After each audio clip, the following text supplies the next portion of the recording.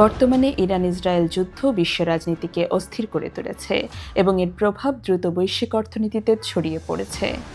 যুদ্ধের সময় স্পষ্ট হয়ে ওঠে পৃথিবীর টিকে থাকা কতটা নির্ভর করে কিছু গুরুত্বপূর্ণ সরবরাহ পথের উপর। এই বাস্তবতায় পারস্য উপসাগর ও ওমান সাগরের সংযোগস্থলে অবস্থিত হরমুজ প্রণালী নতুন করে গুরুত্ব পেয়েছে।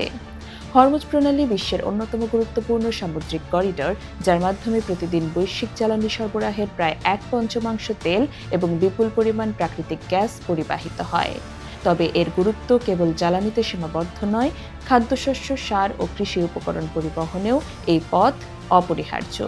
ফলে এটি বৈশ্বিক অর্থনীতি ও খাদ্য নিরাপত্তার একটি গুরুত্বপূর্ণ ভিত্তি। ইরান ইসরায়েল যুদ্ধের ফলে এই প্রণালীতে জাহাজ চলাচল বিঘ্নিত হচ্ছে, যার কারণে জ্বালানি তেলের দাম বেড়েছে এবং এলএনজি সরবরাহে অনিশ্চয়তা তৈরি হয়েছে। এর প্রভাব ইতোমধ্যেই এশিয়ার দেশগুলোতে পড়তে শুরু করেছে। বাংলাদেশে গ্যাস সংকটের কারণে সারের উৎপাদন কমে যাচ্ছে, যা কৃষিখাতে নেতিবাচক প্রভাব ফেলতে পারে। অন্যদিকে ভারত ও জাপানের মতো দেশগুলো বিকল্প হিসেবে কয়লার ব্যবহার বাড়াচ্ছে।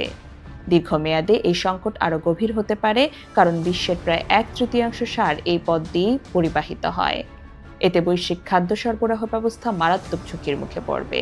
তাই যুদ্ধ চলাকালীন সময়েও খাদ্য ও সারের নিরাপদ পরিবহন নিশ্চিত করতে একটি আন্তর্জাতিক উদ্যোগ নেওয়া জরুরি, যা মানবিক ও অর্থনৈতিক উভয় দিক থেকেই অত্যন্ত গুরুত্বপূর্ণ।